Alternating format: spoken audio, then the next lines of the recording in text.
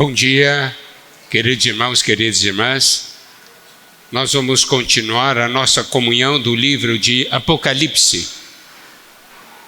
E hoje nós vamos abordar o que está em Apocalipse capítulo 13, que é sobre o anticristo e o falso profeta. Como nós falamos, nosso interesse não é ficar estudando profecias sobre coisas que acontecerão. O nosso interesse é ver que lições nós podemos aprender do livro de Apocalipse, aplicando as revelações desse livro ao nosso viver. Porque se esse livro foi escrito, esse livro de Apocalipse, e Apocalipse tem um significado que é revelação. Se esse livro que se chama Revelação foi escrito, foi para que nós recebêssemos essa revelação e a nossa vida então pudesse mudar. Isso é algo muito importante que precisamos ver. Quando Apocalipse 13 fala a respeito do anticristo, isso aqui é uma manifestação, podemos dizer, era um ponto alto da sua manifestação, mas o que nós precisamos ver é que existem princípios malignos que já atuam no dia de hoje. Em 1 João, quando nós tivemos comunhão, nós vimos no capítulo 2, versículo 18, que diz o seguinte, 1 João capítulo 2, versículo 18, filhinhos, já é a última hora, e como ouvistes que vem o anticristo, também agora muitos anticristos têm surgido, pelo que conhecemos que é a última hora. João está falando que o anticristo viria, mas antes do surgimento do anticristo em si, muitos anticristos surgiriam. Aquele anticristo que Apocalipse 13 fala é o anticristo. E quando João fala dos muitos anticristos, são anticristos em miniatura. São pessoas que fazem o que anticristo faz. Claro, numa escala menor. 1 João capítulo 2, versículo 22 diz, quem é mentiroso senão aquele que nega que Jesus é o Cristo? Este é o anticristo que nega o Pai e o Filho. Então nós podemos ver que o princípio do anticristo é negar Jesus, negar o Pai e o Filho. Agora, o que nós precisamos compreender é como se manifesta esse negar. Negar a palavra de Deus, a palavra de Cristo. Negar a pessoa de Deus, a pessoa de Cristo. Negar o amor de Deus, o amor de Cristo. Negar tudo que vem de Deus e vem de Cristo. Queridos irmãos, queridas irmãs, vocês não veem isso ocorrendo hoje nesse mundo? Todo o movimento desse mundo é um movimento de negar os valores que a Bíblia apresenta.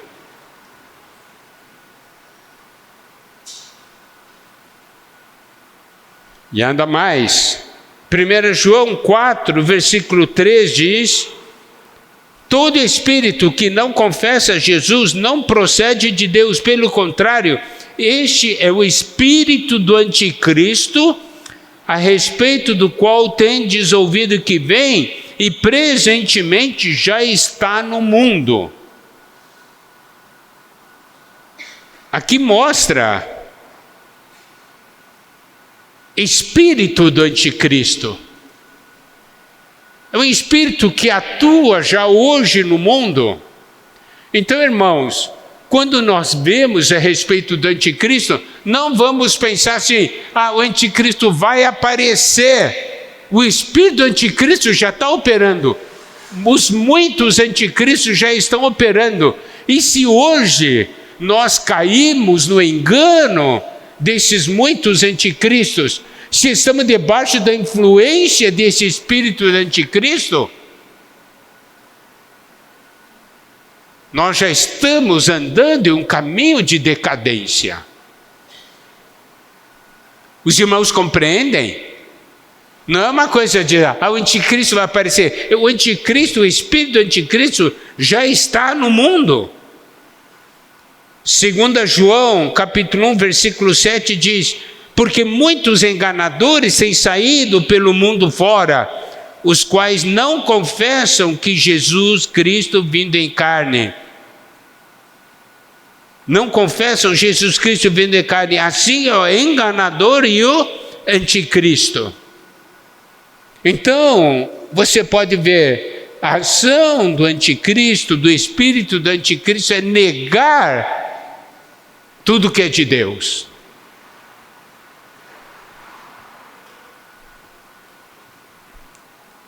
E 2 Tessalonicenses capítulo 2 também nos fala sobre a expressão do anticristo nos dias de hoje.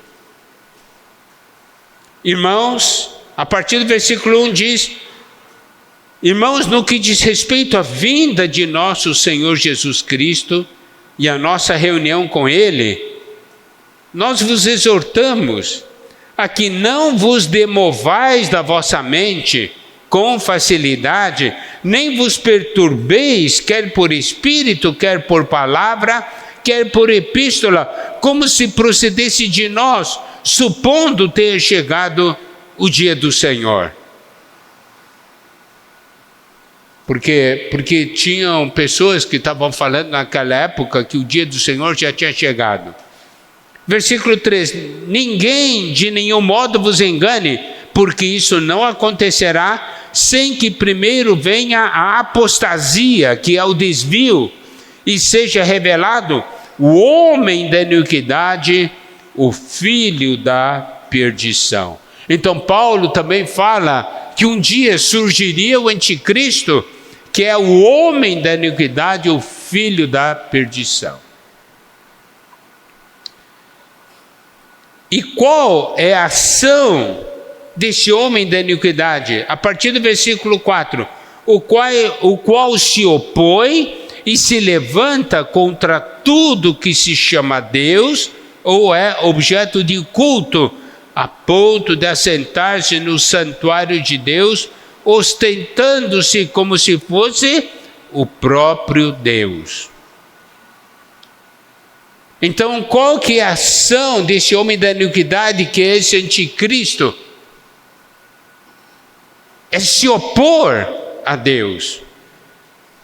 É se levantar contra tudo que se chama Deus, ou é objeto de culto, a ponto de assentar-se no santuário de Deus, ostentando-se como se fosse o próprio Deus. Você pode ver, esse é o princípio do anticristo, esse é o espírito do anticristo, o homem da iniquidade. Agora, aplicando hoje, como esse espírito atua, as pessoas negam Deus, tomam o lugar de Deus e vivem como se fosse o próprio Deus. Isso quer dizer, eu tomo as minhas próprias decisões, eu não preciso de Deus, eu faço o que eu quero, não creio em Deus.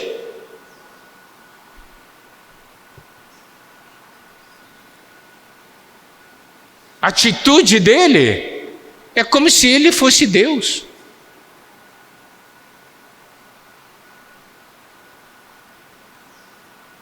Versículo 5: não vos recordais de que ainda convosco eu costumava dizer-vos essas coisas?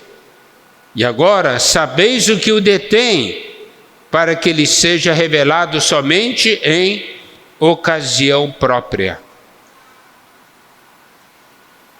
E o versículo 7: com efeito, o mistério da iniquidade já opera, e aguarda somente que seja afastado aquele que agora o detém. O homem da iniquidade não se manifestou ainda, mas o mistério da iniquidade já se manifestou e opera. Os irmãos compreendem? É aquele mesmo princípio. O anticristo ainda não se manifestou, mas o espírito do anticristo já opera. O que é mistério? É algo oculto. Essa iniquidade está operando de uma maneira oculta, as pessoas nem percebem.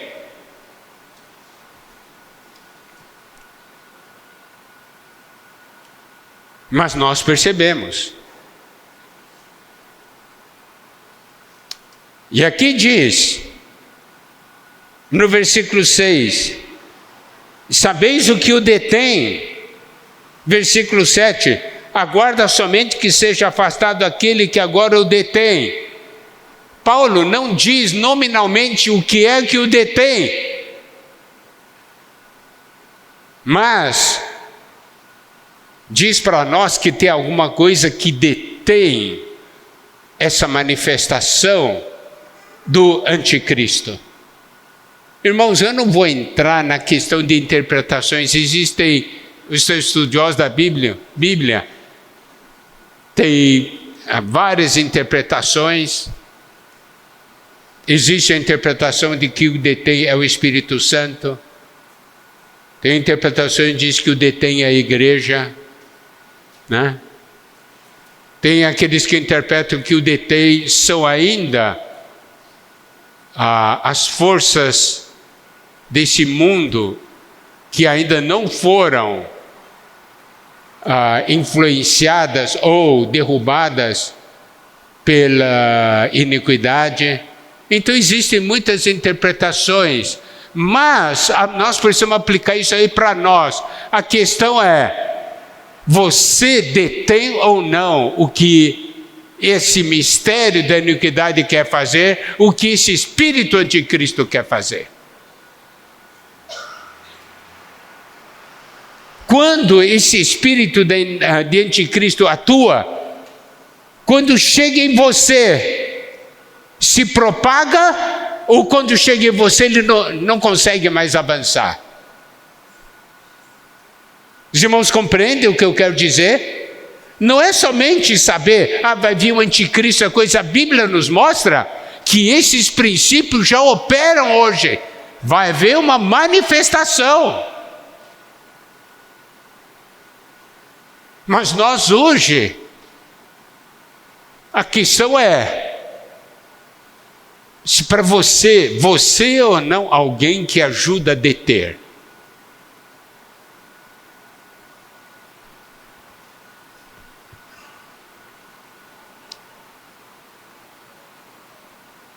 Porque o mistério da iniquidade já opera. Os irmãos se lembram? Quando nós estudamos essas porções, anticristo, Cristo significa ungido. Crisma significa unção. Então, quando alguém é ungido, é porque lhe é dado um ofício, uma missão, correto? A unção vem e opera em nós, porque nós temos uma missão a cumprir nessa terra. Nós não fomos todos ungidos?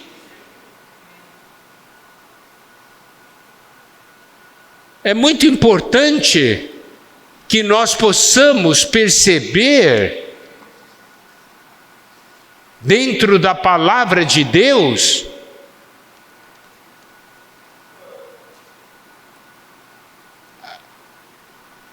aplicação no nosso viver, aplicação em nossa vida. Deixa eu aqui procurar um versículo.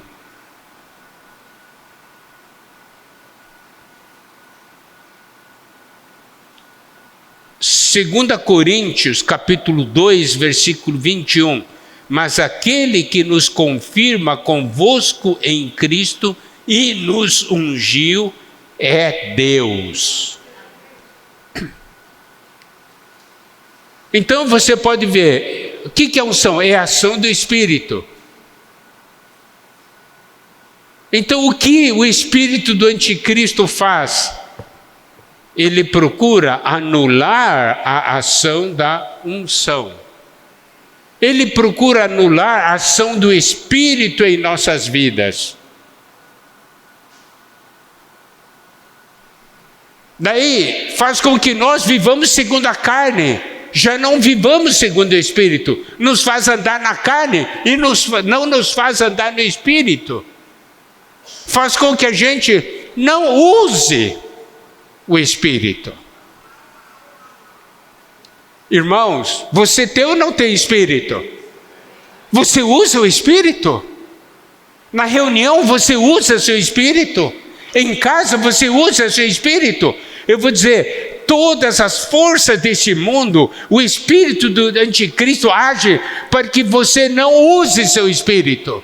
Compreende?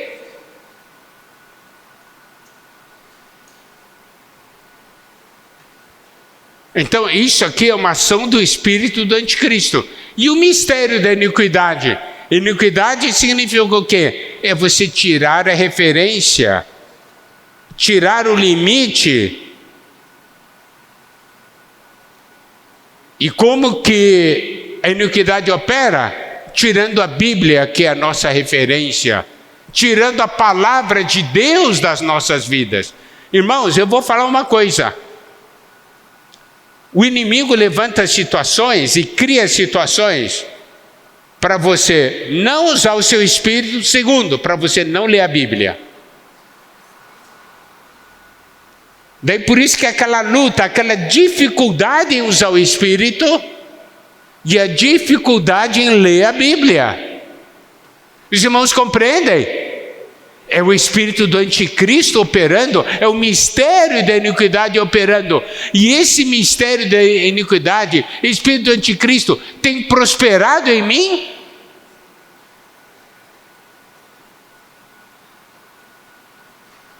Irmãos, por isso que quando nós lemos a palavra de Deus, não é somente uma questão de saber, mas a questão é que a Bíblia nos revela o que está operando nesse mundo, porque o Senhor quer nos salvar.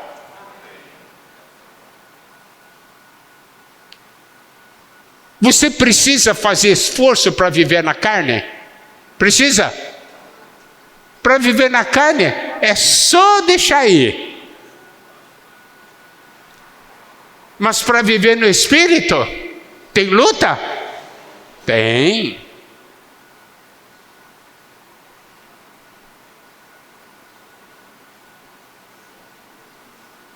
Ler coisas desse mundo é problema? Não. Principalmente se você gosta, pode ler romances, pode ler história, pode ler coisas. Mas ler a Bíblia. Não tem alguma coisa dentro da carne que faz você não querer ler a Bíblia? E quem tem vencido?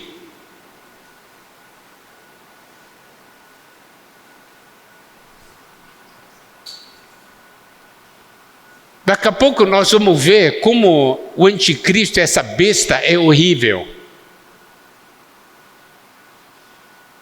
Mas hoje isso já está operando. Os irmãos, eu digo assim, tá? De vez em quando existe algum filme, alguma coisa que mostra um monstro terrível, fantasiado, mantendo uma bonita aparência, está do lado de uma pessoa. E essa pessoa ali, sem nenhum problema, você diz, o cara é um monstro, você está ali do lado do monstro. Diz, assim, mas o cara não consegue ver.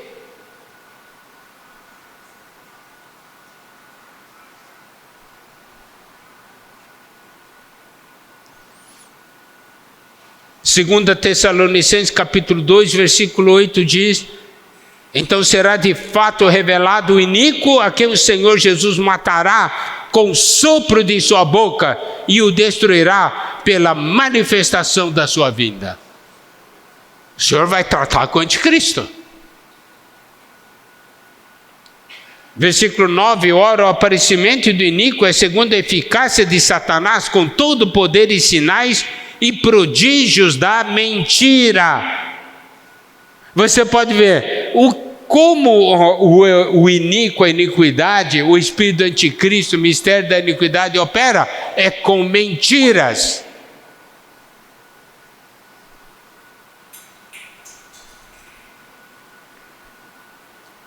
Versículo 10: com todo o engano de injustiça aos que perecem, porque não acolheram o amor da verdade para serem salvos. É por esse motivo, pois, que Deus lhes manda a operação de erro para darem crédito à mentira, a fim de serem julgados todos quantos não deram crédito à verdade, pelo contrário, deleitaram-se com a injustiça. O Senhor Jesus, em Mateus 24, fala dos tempos finais. Anticristo é diferente de falso Cristo. Mateus 24, 5 diz assim: porque virão muitos em meu nome, dizendo, eu sou o Cristo, e enganarão a muitos. Mateus 24, 24 diz, porque surgirão falsos cristos e falsos profetas, operando grandes sinais e prodígios para enganar, se possível, os próprios eleitos. Então, falso Cristo é uma coisa, aquele que finge que é Cristo. Agora, anticristo é aquele que se opõe a Cristo, negando a pessoa de Cristo, negando a palavra de Cristo, negando o amor de Cristo, negando a vontade de Cristo. Se nega, não está na comunhão divina, claro. Agora, como Cristo, anticristo se manifesta, ele vai ter uma aparência maravilhosa.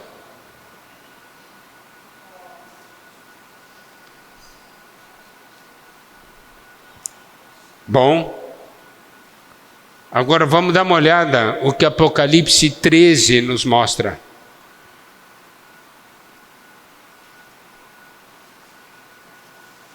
Você tem que entender que hoje o espírito do anticristo luta contra o espírito de Deus para possuir a mente dos homens.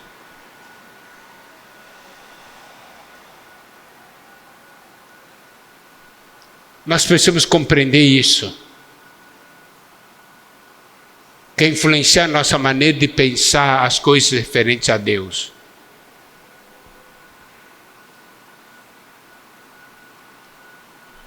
Bom, olha só.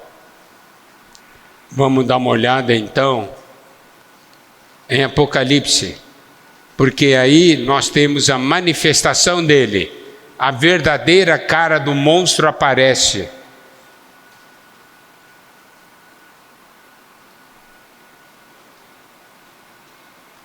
Vamos ver primeiro Apocalipse 12, versículo 12. Por isto festejai os céus, e vós os que nele habitais, ai da terra e do mar, pois o diabo desceu até vós, cheio de grande cólera, sabendo que pouco tempo lhe resta. Nós vimos em Apocalipse 12, depois do arrebatamento do filho varão, há uma batalha nos céus, e Satanás, o diabo, é lançado à terra, certo? O diabo desceu até vós cheio de grande cólera, sabendo que pouco tempo lhe resta. Versículo 17 e 18. Irou-se o dragão contra a mulher e foi pelejar com os restantes da sua descendência, os que guardam os mandamentos de Deus e têm o testemunho de Jesus. Então Satanás é lançado à terra e vai pelejar contra o povo de Deus, que ficou para a grande tribulação. Versículo 18 diz: se pôs em pé sobre a areia do mar. Daí, ao se colocar de pé sobre a areia do mar, ele faz uma ação para que o anticristo se manifeste. Por isso que Apocalipse capítulo 13, versículo 1. Vi emergir do mar uma besta que tinha 10 chifres e 7 cabeças, e sobre os chifres 10 diademas, e sobre as cabeças nomes de blasfêmia. Eu não vou entrar na interpretação de cada um desses pontos, tá? Porque isso exigiria um estudo bastante minucioso. Eu só quero que vocês vejam, queridos irmãos, de que essa besta que emerge tem essas características. E se você olhar para Apocalipse capítulo 12, versículo 3, quando fala do dragão, viu-se também outro sinal no céu, e eis um dragão grande e vermelho, com 7 cabeças, 10 chifres, e nas cabeças 7 diademas. Daí você pode ver que essa besta é parecidíssimo com o dragão. Por quê? Porque é resultado da obra do dragão. É o anticristo. E essa besta é o animal que está em Daniel capítulo 7, versículo 7. Que diz assim: depois disto eu continuava olhando nas visões à noite, e eis aqui o 4º animal, terrível, espantoso e sobremodo forte, o qual tinha grandes dentes de ferro. Ele devorava e fazia em pedaços e pisava aos pés o que sobejava. Era diferente de todos os animais que apareceram antes dele e tinha 10 chifres. Essa questão desses chifres, diademas e cabeças está ligado a impérios dessa terra. O último império dessa terra é o império chamado Império Romano Restaurado. Então, eu só vou mencionar mais ou menos isso, que é o império no qual Satanás tem domínio. O mar aqui, vi emergir do mar. O mar é o mar Mediterrâneo. Significa o quê? Significa que o anticristo ele vai aparecer nos países, num desses países que circundam o mar Mediterrâneo.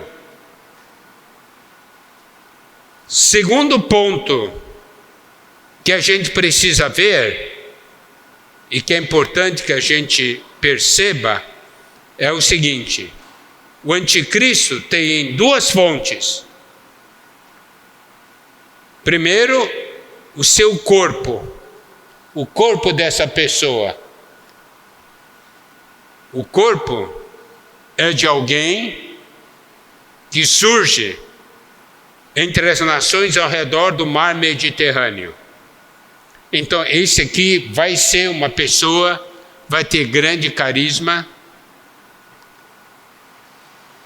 mas quando ele se manifestar, é porque é uma questão que o espírito dele vem do abismo. Nós vamos ver Apocalipse, capítulo 9, versículo 11. E tinham sobre eles como seu rei o anjo do abismo, cujo nome em hebraico é Abaddon e em grego Apolion. Apocalipse 11, 7. Quando tiverem então concluído o testemunho que devem dar, a besta que surge do abismo pelejará contra elas e as vencerá e a matará. Isso fala a vitória sobre aquelas duas testemunhas, certo? Então fala que a besta que surge do abismo. Apocalipse 17, 8, que diz: a besta que viste era, não é, e está para emergir do abismo e caminha para a destruição.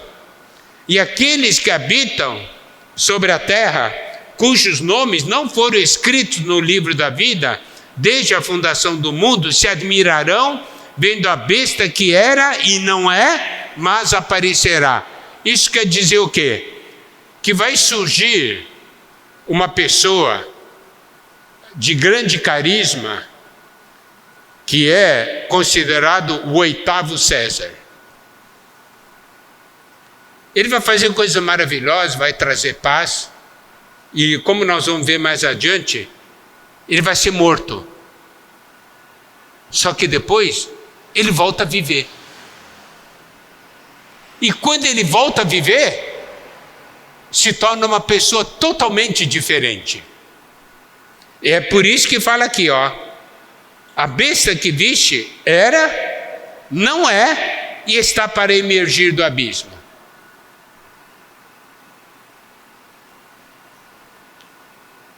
O que nós precisamos agora, eu vou entrar daqui a pouquinho nesse aspecto, tá? Apocalipse 13, versículo 2. A besta que vi era semelhante a leopardo, com pés como de urso e boca como de leão. E dele o dragão, o seu poder, o seu trono e grande autoridade. Então, quando fala do leopardo, do urso e do leão, se refere aos impérios de Alexandre, que é leopardo, urso, que é o império medo-persa, e leão, que é o império da Babilônia. Significa que é a continuação dos grandes impérios dessa terra. E dragão deu todo o seu poder, seu trono, autoridade para essa besta. E olha só, Apocalipse 13, 3. Aí que entra o ponto. Então vi uma de suas cabeças como golpeada de morte, mas essa ferida mortal foi curada, e a terra se maravilhou, seguindo a besta. Então, uma de suas cabeças se refere a um dos Césares, que será morto e ressuscitado, entre aspas. Ele foi golpeado de morte. Daí ele vai voltar a viver e todo mundo vai achar,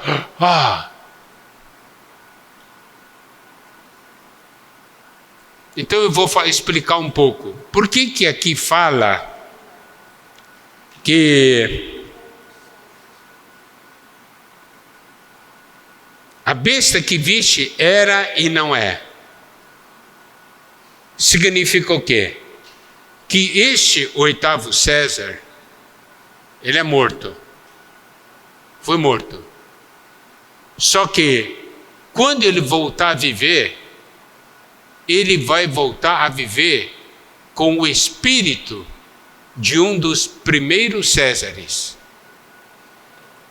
de um dos 7 Césares anteriores. Por isso diz que era. João está falando tudo de uma maneira simbólica, porque ele estava debaixo do Império Romano.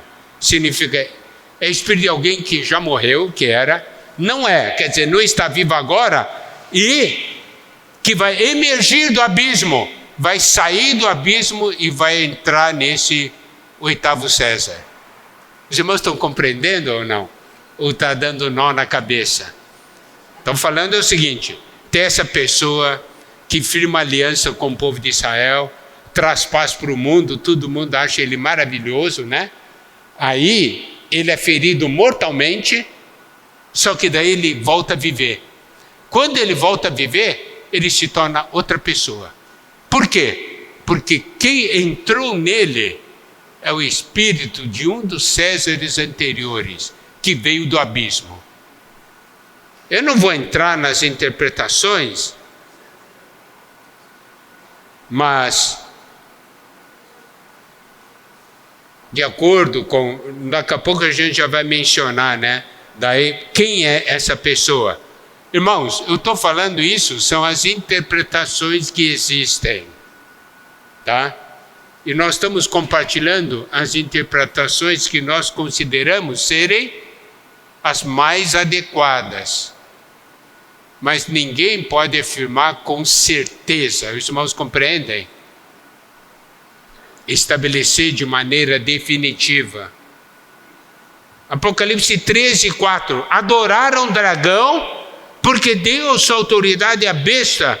Também adoraram a besta, dizendo: quem é semelhante à besta? Quem pode pelejar contra ela? Versículo 5. Foi-lhe dada uma boca que proferia arrogâncias e blasfêmias, e autoridade para agir 42 meses.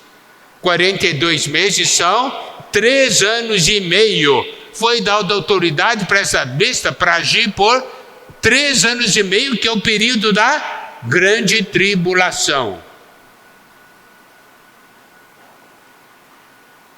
Versículo 6. Abria a boca em blasfêmias contra Deus, para lhe difamar o nome e difamar o tabernáculo, a saber, os que habitam no céu. Versículo 7. Foi-lhe dado também que pelejasse contra os santos e os vencesse. Deu-se-lhe ainda autoridade sobre cada tribo, povo, língua e nação.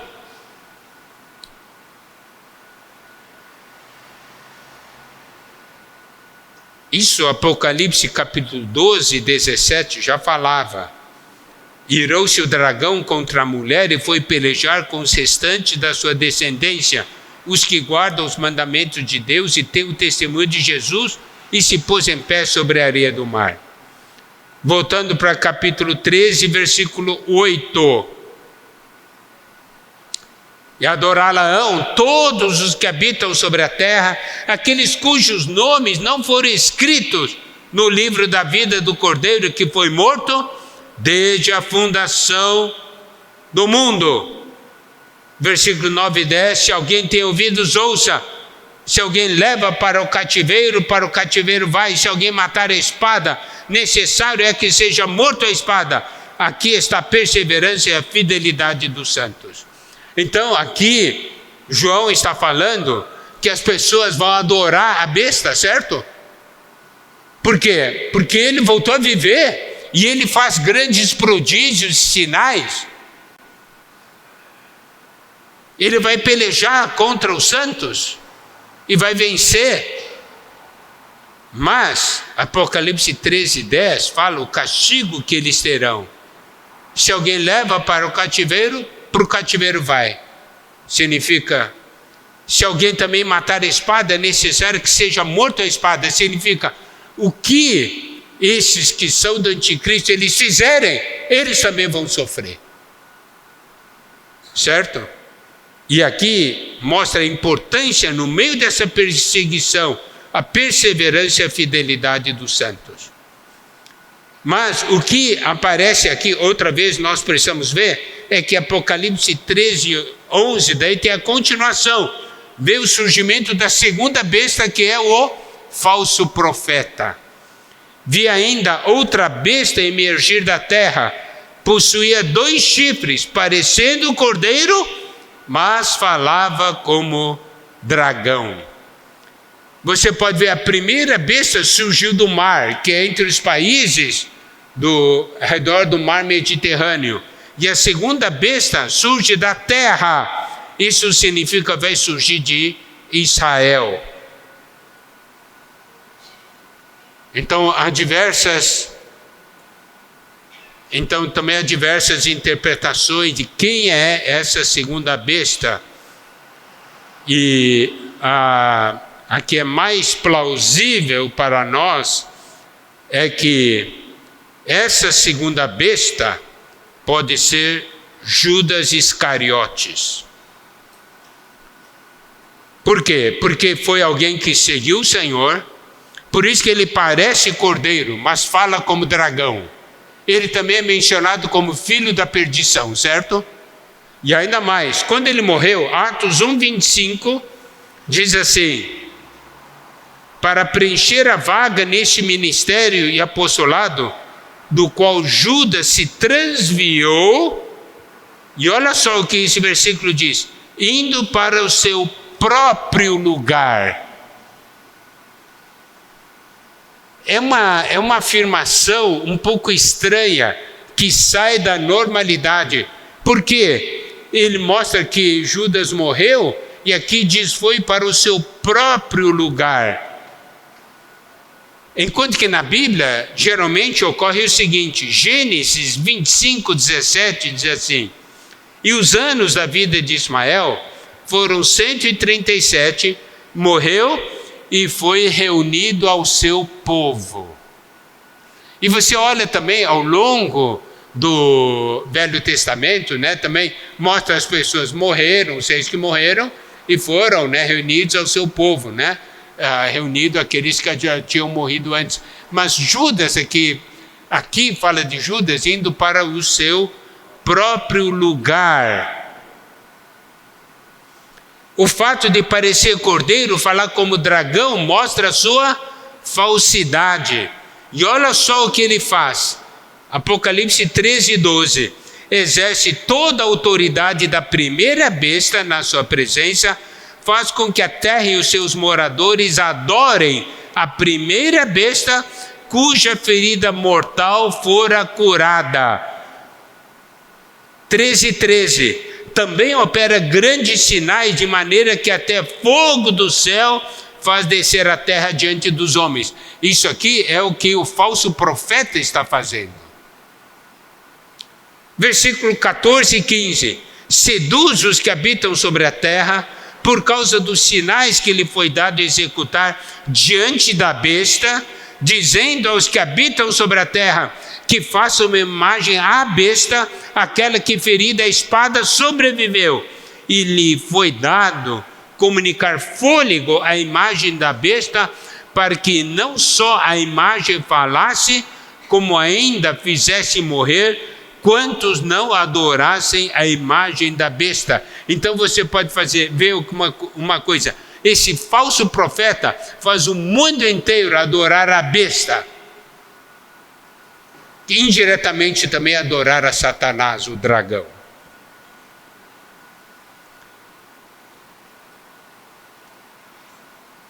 Versículo 16: a todos, os pequenos e os grandes, os ricos, pobres, livres e escravos, faz que lhe seja dada uma certa marca sobre a mão direita ou sobre a fronte. 17: para que ninguém possa comprar ou vender, senão aquele que tem a marca, o nome da besta ou o número do seu nome. Você pode ver, então, isso aqui mostra que nos tempos finais, na perseguição contra os cristãos, é o seguinte: se a pessoa não adora a besta, não recebe a marca. Se não recebe a marca, não pode fazer nenhuma transação comercial. Quem pode fazer? Os que têm a marca, o nome da besta ou o número do seu nome. Você pode ver, o mundo está caminhando para isso, não é? O dinheiro, né, está desaparecendo. Um dia vai ser só dinheiro digital. Digamos que você compra e vende só com cartão e de repente você não pode mais ter seu cartão de crédito. Você pode fazer compra? Anteontem eu fiz uma caminhada, estava fazendo uma caminhada. Eu sempre quando caminho, eu ponho um pouquinho de dinheiro no bolso. Passei por uma loja, vi algo que era bom e eu comprei. Fui pagar com dinheiro. Quem disse que eles tinham dinheiro no caixa? Não tinha. Dizer que todo mundo vem com cartão. Eu disse, ó.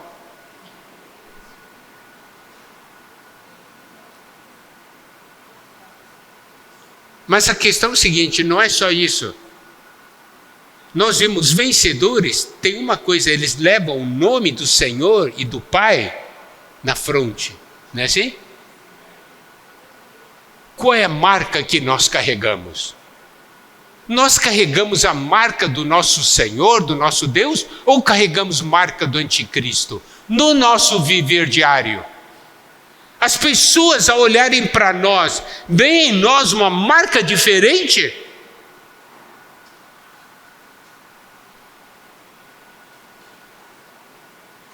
Ou nós queremos que as pessoas nos vejam e digam assim, ele é igual a todo mundo.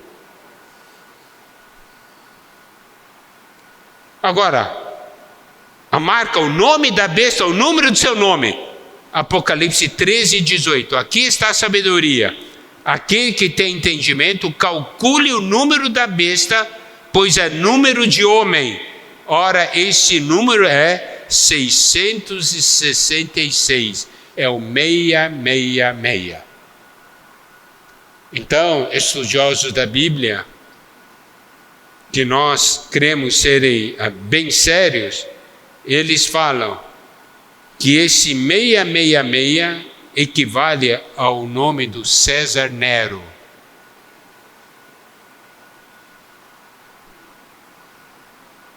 Porque se você pegar o nome, as letras hebraicas desse nome, cada letra hebraica tem um número correspondente. Você somar, dá 666. João não podia escrever isso abertamente, então teve que escrever de maneira simbólica. Significa o quê? Que essa pessoa que surge como anticristo no início é uma pessoa maravilhosa, né? Traz paz e tudo. Daí ela é morta, daí quando ele morre, o espírito do Nero é que volta para ele. Por isso que ele fala que era, não é e que virá. Os irmãos entenderam? Porque naquele tempo, o Nero já não era, mas já tinha morrido. Era. Não é. Não estava vivo naquela época, mas vai voltar. Vai aparecer. Bom, irmãos, como eu falei, eu não vou entrar em detalhes de interpretação. Cada uma dessas interpretações tem seu fundamento bíblico. Numa oportunidade, se Deus permitir, nós podemos entrar nisso. Mas o que eu quero dizer, queridos irmãos, queridas irmãs, é o seguinte. Nosso negócio não é dizer se o anticristo vai aparecer. O espírito do anticristo já está operando. Nosso negócio não é olhar, o homem da iniquidade vai aparecer. O mistério da iniquidade já está operando. E o que é que nós estamos fazendo? Irmãos, compreendem? Naquele dia, em Apocalipse, quando chegar o tempo de Apocalipse 13, o monstro vai aparecer. Mas o monstro está aqui dia a dia ao nosso lado. Você traz esse monstro para sua casa? Você traz esse monstro para a sua vida? Por isso a importância do Espírito e da Palavra de Deus. Irmãos, nessa manhã, eu recomendo fortemente, use seu Espírito e leia a Palavra. Você não será enganado.